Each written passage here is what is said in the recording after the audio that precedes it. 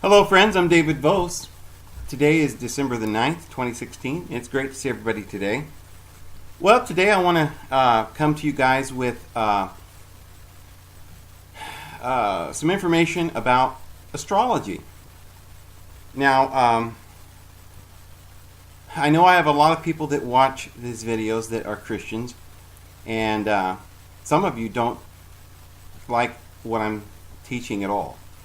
And you're under the opinion that everything I'm saying is just completely wrong, that I mentioned the word occult in the last video, because occult seems to go hand in hand, the word, with astrology, and then people think of the word witch, the sorcerer, and so I'm a witch and I'm teaching the occult.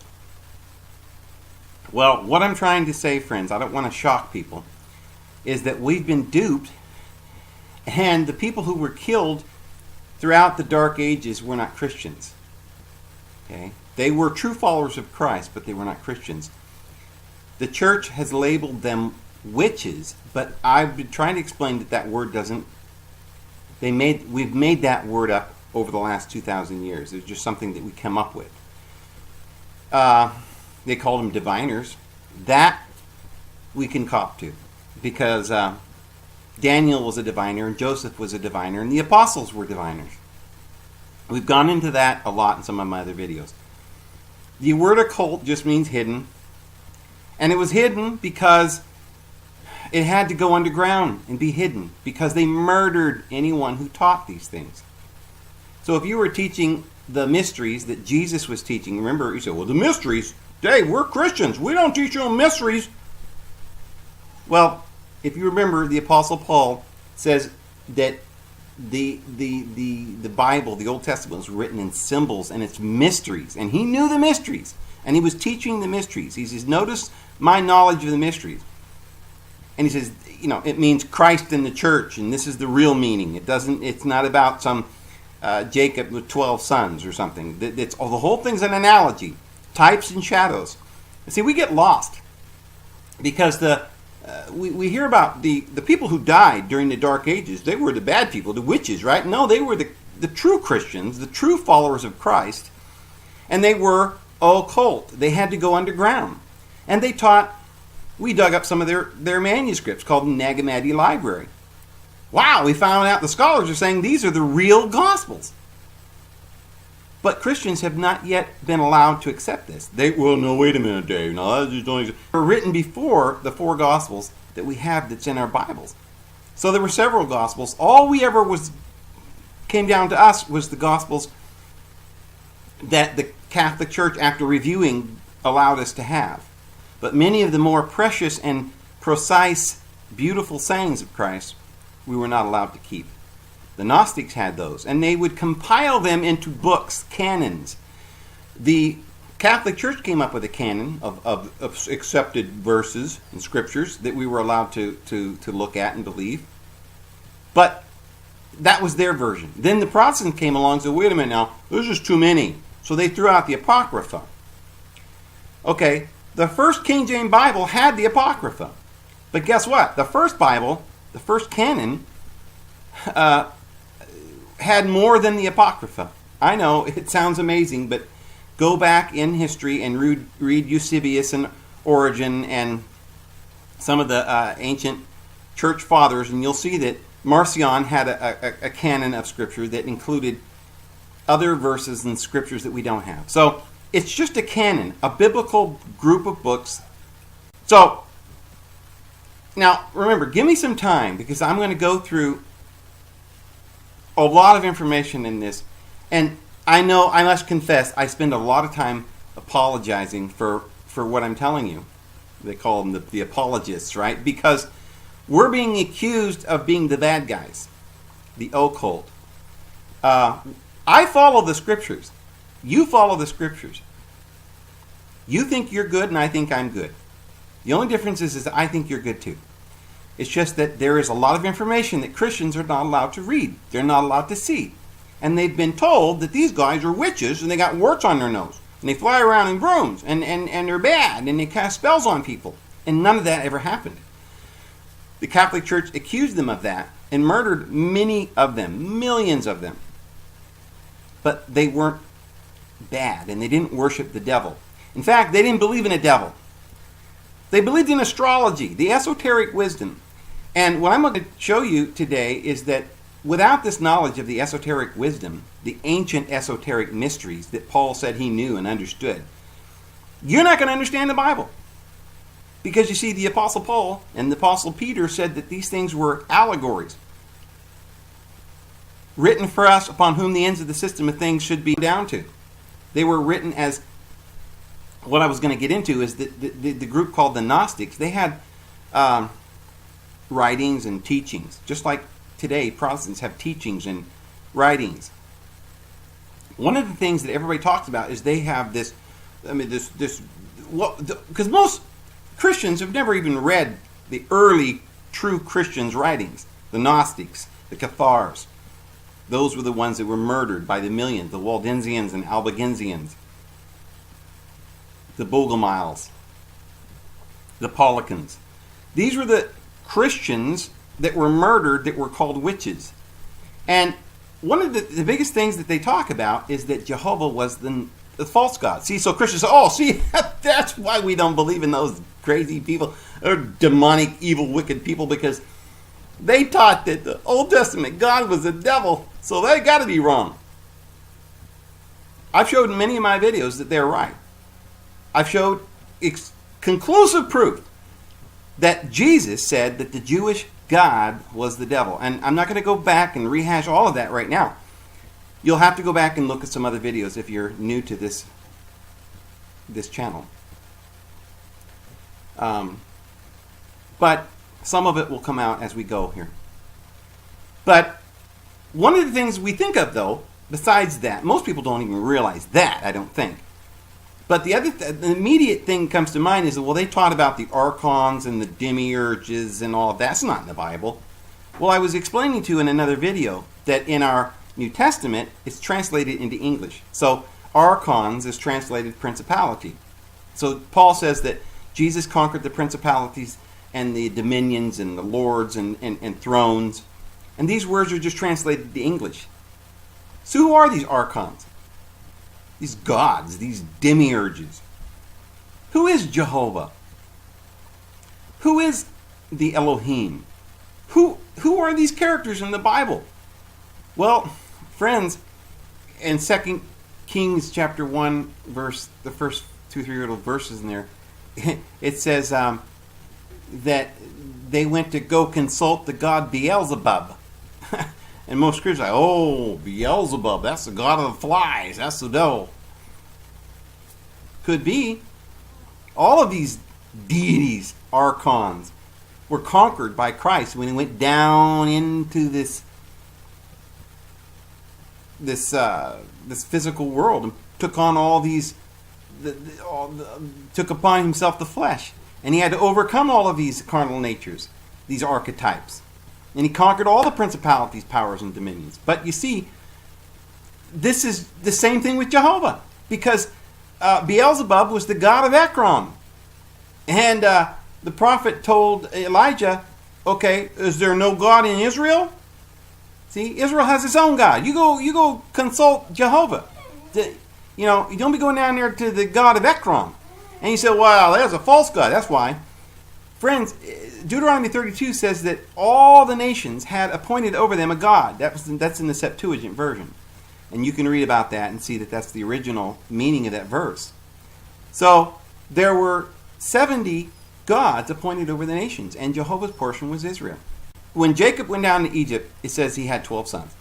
But when he went down to Egypt, it says that 70 souls came out of his loins.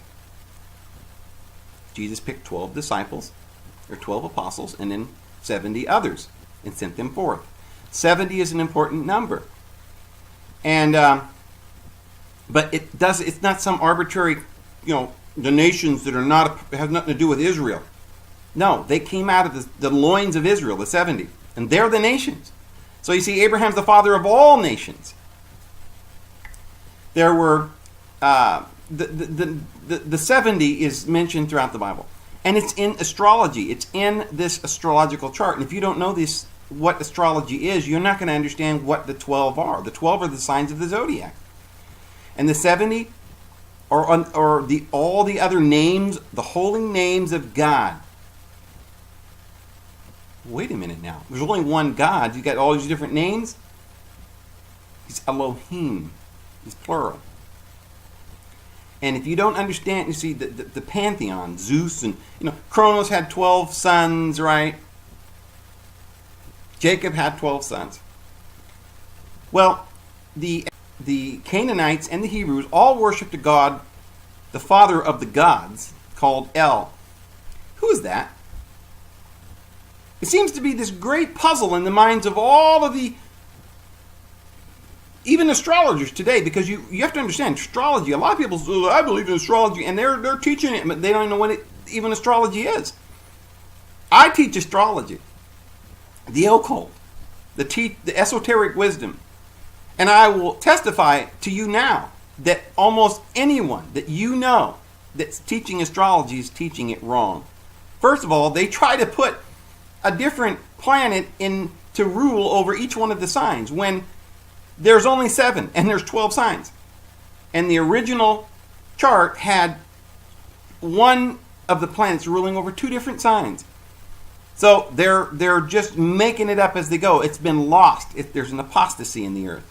And so even the astrologers and the New Agers, they're running around talking about twin flames, and they don't know that it has to do with the spiritual and the physical and not your soulmate. So there's a lot that's been lost. People running around saying, I'm going to go and learn the esoteric wisdom of the East. And they get involved in yoga. Yoga was invented in 1930.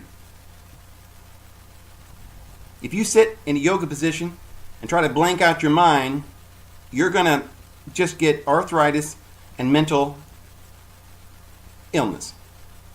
It does not going to help you, because you see, you don't want to blank out your mind. You want to concentrate on the symbols and contemplate. You don't want to go blank. Meditation is good if you understand it's contemplation on ancient truth. Okay? It's not the blanking out of mind and reaching a place of nothingness. That's not what we want. What we want is everything. We want blessings, bliss, the blessings. And so, all the stuff you've heard, whether it be Christianity, it's apostate. They don't know what they're talking about. The occult, it's been apostate for years. They don't know what they're talking about. You can read Hermetic teachers 500 years ago that knew a lot more than we know now.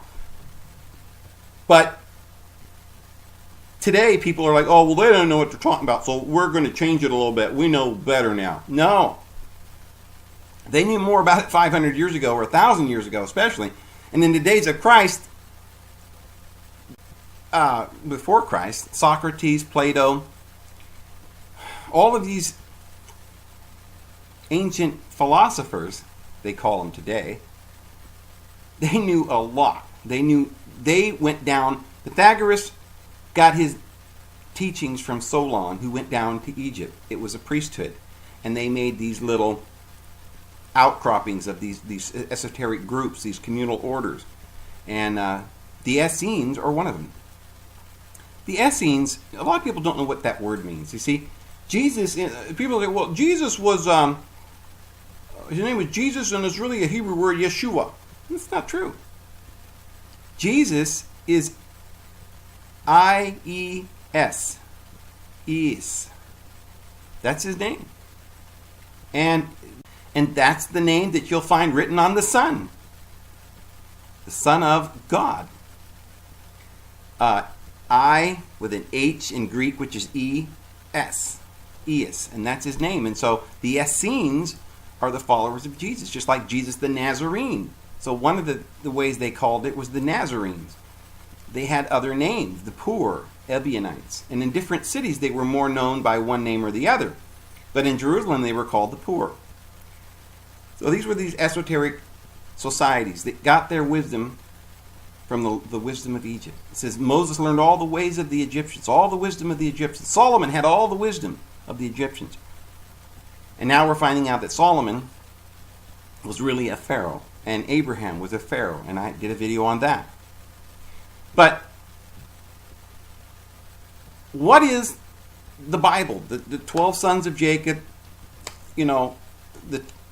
obviously it has to do with the zodiac, because in the book of Revelation it gives you the woman crowned with the 12 stars as a sign in heaven, an astrological sign. I mean, at first a Christian's not going to accept that, but if you were to literally listen to this video and the ones that we're going to be doing in a series now from this video forward, I'm going to prove conclusively that the Bible is just about astrology. That the story of Jacob and his 12 children going down into Egypt is the story of the planets, the sun, and the rotations in the great year of 24,000 years. There are three things you have to know in astrology. There are three great time scales that are connected together. The first one is the day, which has 24 hours. Or 12 hours in a day, excuse me. They changed it with the modern calendar to 24 hours, but it always had originally 12 hours. And then the second one is the year, which is the 12 months. So you get 12 hours, you get 12 months. The third one is the great astrological months. And those are the astrological signs.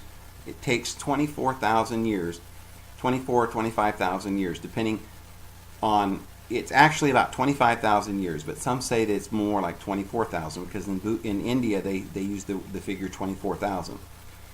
And some say that what happens is it starts to speed up when it gets to a certain area as it goes around the elliptical. And it instead of actually being 25,000, it may actually be 24,000. That's not important right now. What's important is that the great year of 25,000 years, and that's spoken of in the Bible in Daniel chapter 7. So these archons that we talked about, that are translated principalities in the New Testament, what are the archons? What does that word mean? Well, the sun makes an ark. And so those deities that are in that ark are the archons. And they're gods, or they rule. And they're also, if you remember, the Bible says they're archetypes. Not real gods. Although they are, because the whole universe is conscious. And they do rule over us. But they are not men with beards having sexual relationships with humans. These are the archons, or the archetypes, because they're only types and shadows. The Bible explains this. And today, people get very confused, trying to integrate early Christianity, now we call Gnosticism, and then later Christianity, which wasn't even called Christianity, because by that time the Catholic Church had banned it and called them witches, and they're called esoteric people. Like Sir Isaac Newton studied the Kabbalah and the Emerald Tablets, and translated the Emerald Tablets, in fact. Like I've said in many of my videos, Sir Isaac Newton wrote more about esoteric wisdom than he did about science. And just look how much he knew about science. Now, how do you think he knew all of this information? These amazing revelations he had, that today Newtonian physics is the most accurate way to understand the universe that we've ever known, and is still as accurate today as it was then. How did he understand this? Where did he get this wisdom? Who were these people that said, hey, the earth is round, when the Catholic Church was saying, no, it's flat? Why did they put them to death? Because Sir Isaac Newton and Copernicus and Ptolemy and all of these people were very wise. How did they get wise? How did they get this information? Because they studied the great science of Thoth. They read the book of Thoth, which is, as we said in the prior video, astrology. And it's come down to us in all of these things called tarot, or the deck of cards, other games with dice and dominoes and different things, and it's checkers. All of these games are remnants of the ancient thing called Urim and Thummim that the Hebrews used to divine an answer from God, from the gods. He said, well, the Old Testament only believes in one God, Dave. What are you talking? Elohim is plural. And he says, let us make man in our image. In Psalms 82, he says,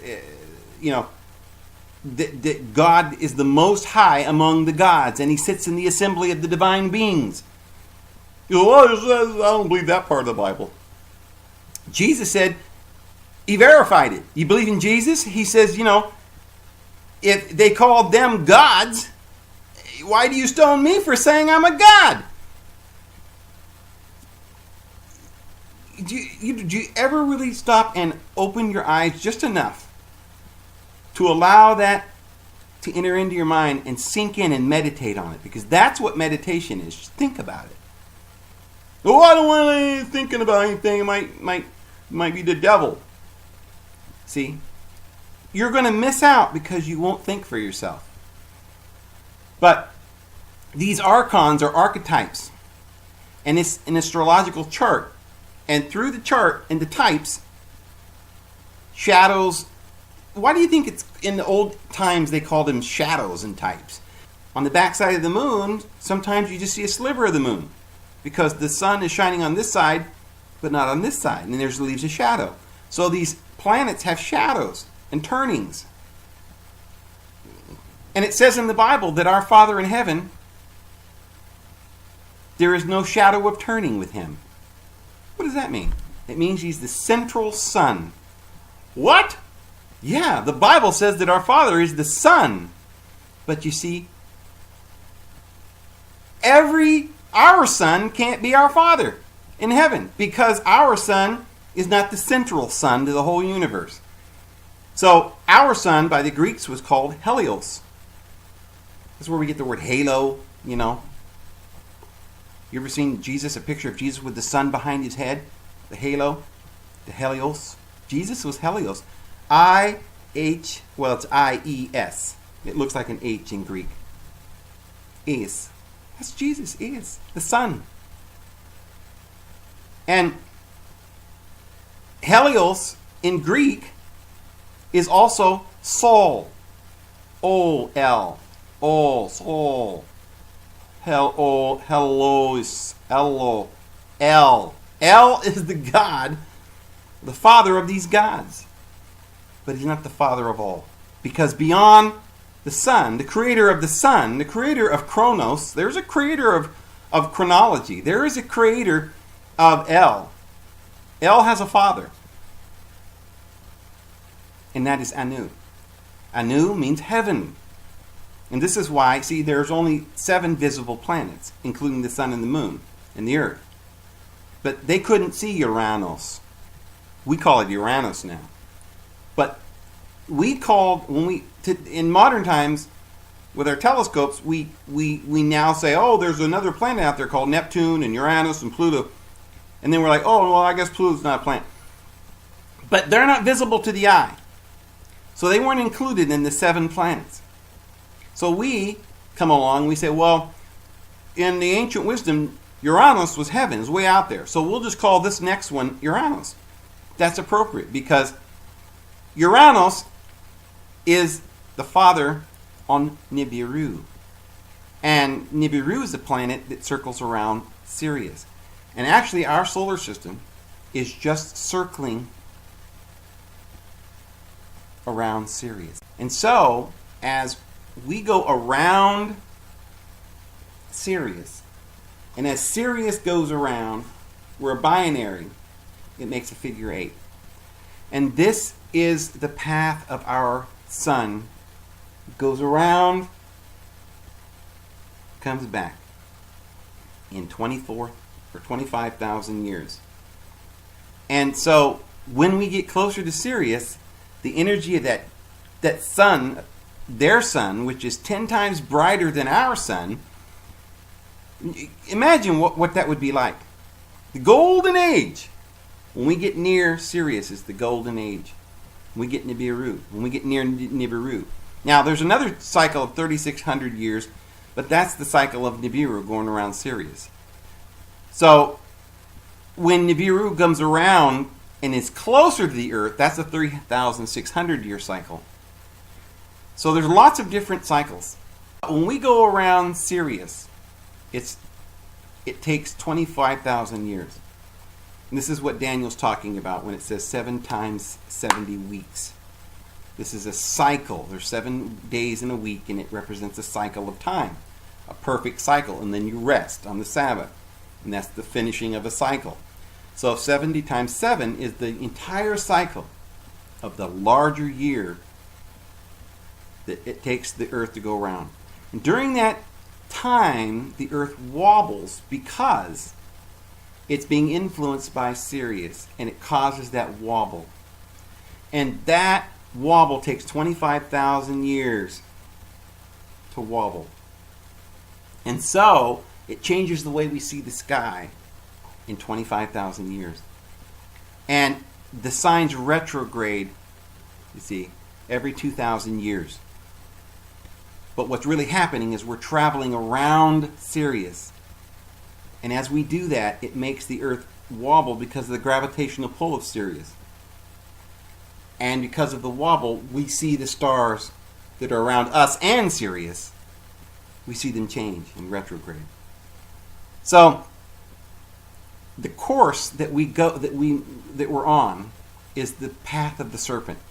And so if you were to look at the Earth and flatten it out so you can see both sides, right, the front and the back, you got 2 circles, you'll see that we don't go around, the zodiac doesn't go around perfectly straight because of that wobble, but it goes around because of the wobble. See, every 25,000 years it makes this full wobble. So what's going to happen is we're going to go up, and then we're going to go down and up, and we're going to make the serpent path. And the path of the serpent is the path of the stars and the sun on their course around Sirius. And so, as it goes through the signs, the 12 signs, these are all the ancient myths. Helios, or El, the father of the gods, the 7 archons, or archetypes, the 7 planets that rule over 1 or 2, some of them will rule over 2 of the 12 signs of the zodiac. So there are these 7 gods that rule, and the chief of the Elohim is El, or Helios, that is sometimes called Eos. When is it called Eos? When do you see that great sun with the I-E-S that's behind Jesus' head? Jesus is the Eos. Well, he's the resurrected son. So in the Old Testament, Jesus was El. You say, well, Jesus is not the father of the gods. The New Testament says that all things came into being through Jesus, whether it be things on earth or things in heaven. It's talking about the things in our heaven. Because remember, there's different heavens. There's the third heaven, there's second heaven, the first. So there's different heavens. But in our heaven, in our earth, Jesus is the ruler. He's the father of these 7. He is the archangel, or the one who rules over the archons. And so then you have lesser deities. And all of us are part of the plural Elohim. We're all sons of the El. But when that El goes through the sky and reaches Libra, which is the scales or the even, to even it out, it goes into evening. It drops down into hell. And at the bottom of that chart, you've got Saturn that rules over that. That's the devil. He's one of the gods. So, contrary to what people believe or think, Jesus then might be the brother of Satan, as Jehovah's Witnesses and a lot of the occult thinks. But not exactly, because Jesus is the son. And Saturn is much less significant than the sun. Jesus is the sun. And all life and energy and everything that's made in this world comes through Jesus. But he's no longer Helios, because it goes down around through the bottom 6 astrological charts, and then it gets back to Aries again. And at the Passover, it passes over, see, and there's a cross there, a crossing. And this is the spring equinox on March 21st. And on March 21st, Jesus is reborn. The Son is reborn or resurrected. See, the Son is reborn on December 21st. That's when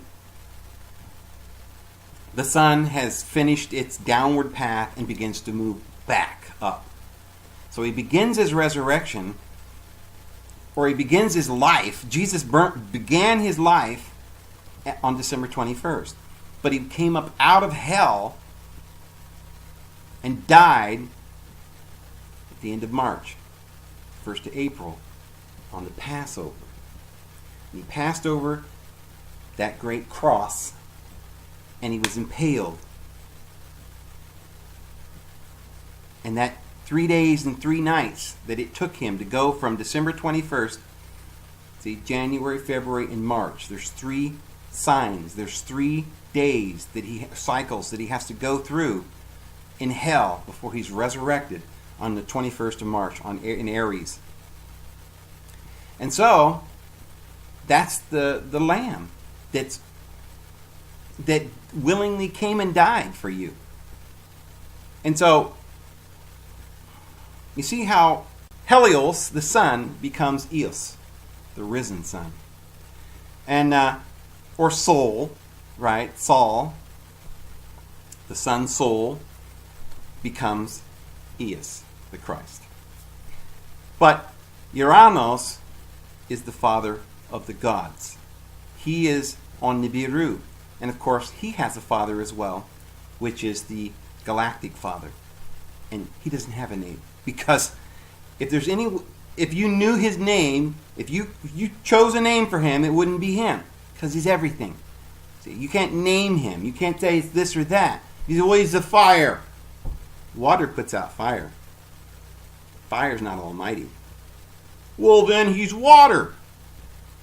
Fire will boil the water away. So, which is greater? Paper, scissors, rock. I mean, there's nothing in the universe that's greater than our Father. So everything in the Bible is going to be patterned after these symbols and signs in astrology, because they're telling you the story of the great universe in your soul and the Christ that's born into this world. And it happens over and over again in cycles. And as above, so below, it happens over and over again on small cycles.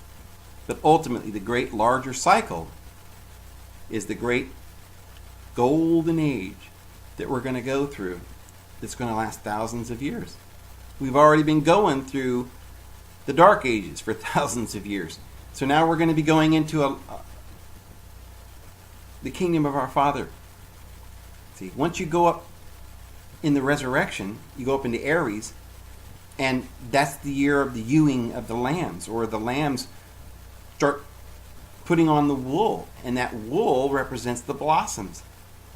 And then you go into Taurus, which is when you go and get your bull and you put the bit on him and you make your grain, you start plowing the earth, and it starts to turn green. You go through Gemini, the twins, and the lambs start birthing, and they give twin goats. But then you go into Leo, who rules the heat and the hottest period in our summer is ruled by Leo, and that roaring lion who's royal and reigns over the world and makes everything grow, the great king. As it goes down, and it gets to Libra at the balance. See, then it goes down into hell, and it enters its descent and the emotional side, the dark side of the cycle. And we go down through this trouble, and we're laboring in Egypt. And the Pharaoh, the wicked Pharaoh who doesn't know Joseph, is ruling over us. And that's Satan, Saturn. And Saturn rules over this part down here. And then, of course, we come out to Aries again, and we're resurrected. And so, there's always this period of going through the Red Sea. The Red Sea is